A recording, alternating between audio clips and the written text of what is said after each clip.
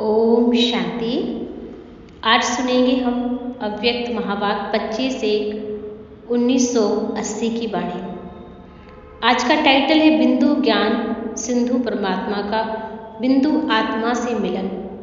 कैसे हमारा आत्मा का परमात्मा से मिलन हो और हम परमात्मा के प्रेम में लवलीन अवस्था का अनुभव कर सकें और हमेशा ही परमात्मा प्रेम में हम मगन रह सकें, इसके लिए ही आज की सारी वाणी बाबा ने चलाई है।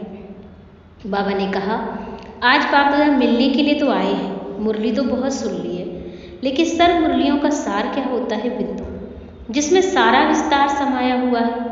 बिंदु तो बन ही गए, बिंदु बनना, बिंदु को याद करना और जो कुछ बीता ना उसको बिंदु लगाना, ये सहज अनुभव होता है।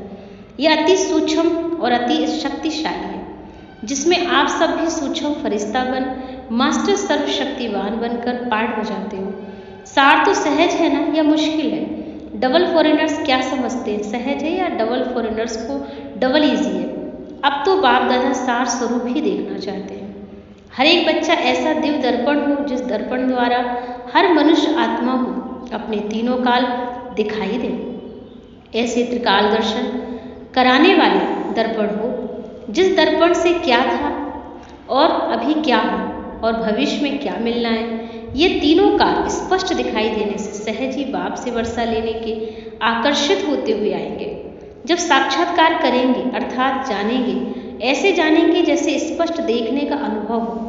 तो जब जानेंगे अर्थात अनुभव करेंगे व देखेंगे कि अनेक जन्मों की प्यास व अनेक जन्मों की आशाएं मुक्ति में जाने की व स्वर्ग में जाने की है, अभी पूर्ण होने वाली है, तो सहज ही आकर्षित होते आएंगे। दो प्रकार की आत्माएं होंगी, एक तो भक्त आत्माएं प्रेम में लीन होना चाहती हैं और कोई आत्माएं ज्योति में लीन होना चाहती हैं, दोनों ही लीन होना चाहती हैं। ऐसी आत्माओं को सेकंड में बाप का परिचय, बाप की महिमा और प्राप्ति सुनाए, संबंध की लवलीन अवस्था का अनुभव कराओ।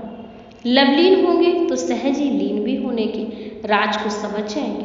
तो वर्तमान समय लवलीन का अनुभव कराओ, भविष्य लीन का रास्ता बताओ, तो सहज है या प्रजा बनाने का कार्य हो जाएगा।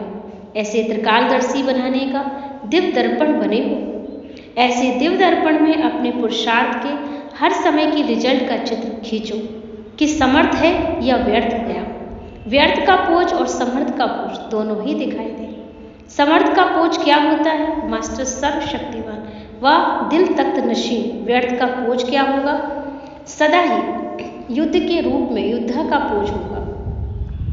तख्त नशीन नहीं, लेकिन युद्ध स्थल पर खड़े हैं। तख्त नशीन सफलता मूर्त और युद्ध स्थल में खड़े हुए मेहनती की मूर्त होंगे। छोटी सी बात में भी मेहनत ही करते रहेंगे।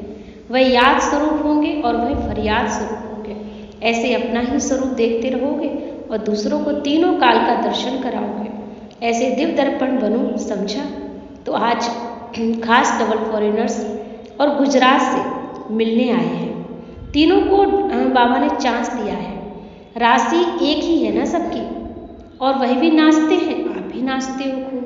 गुजरात वाले प्रेम स्वरूप हैं और डबल फॉरेनर्स प्यार के अनुभव के आधार पर भागते हुए चले आते हैं। ज्ञान के साथ साथ प्यार मिला सबको और उस रूहानी प्यार ने इन्हों को प्रभु का बना दिया। तो डबल प्यार मिलना अर्थात एक बाबा दूसरा परिवार। तो प्यार के अनुभव ने परवाना बनाया ना।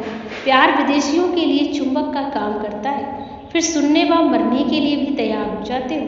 वह मरना तो पसंद है सबको, लेकिन ये मरना अर्थात स्वर्ग में जाना है, इसलिए मरने के लिए कहते हैं ना स्वर्ग है। वह मरने वाले होते हैं तो वह जो मरने वाले होते हैं, लेकिन संगम युग पर मरना क्या है? अर्थात मरना स्वर्ग गया।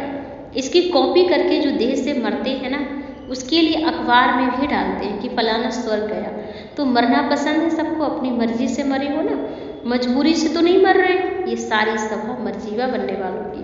कहाँ श्वास रुका हुआ तो नहीं है ना। पुरानी दुनिया में यही वंडर है। जो मरे हुए भी हंसते हैं। फॉरेनर्स बाबा की बातों से हंस रहे थे, क्योंकि बाबा ने ना जो मरने की बात की कि मजबूरी से भगवान के बने हो या अच्छी खुशी से बने हो। तो आप लोगों को क्रिश्चियंस फिलॉसफी में भी मुर्दों में आकर के जान डालते हैं। पहले मुर्दों के बने, फिर जान पड़ गई, तो नया जन्म हो गया ना। इस मरने करने में मज़ा है, डर नहीं है ना। सभी महावीरों को दादी के द्वारा बात करते हुए बाबा ने कहा कि सभी कंबाइंड होकर रहना है, बाबा के प्यार में सबको लीन रहना है, एक बाबा के प्रेम में हर आत्मा समा जाए और बाबा के जो संस्कार वो मेरे में आ जाए। इतना सूक्ष्म सेवा के प्रति हमारा पाठ होना चाहिए। तभी बाबा जो है 2 प्रकार की टचिंग कराएंगे और उसकी अनुभूति आप चलकर बहुत करेंगे।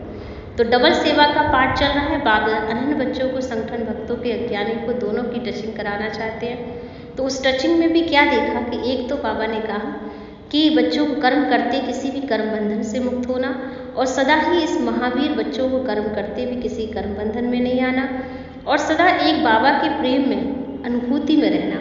तो एक तो भक्तात्माओं के प्रेम में बाबा ने लवलीन अवस्था देखी और एक परमात्म प्रेम के स्वरूप में लवलीन अवस्था देखी। तो दोनों लवलीन अवस्था वालों को बाबा ने एडवांस सभी को मुबारक देते हुए याद प्यार दिया। ओम शांति, ओम शांति।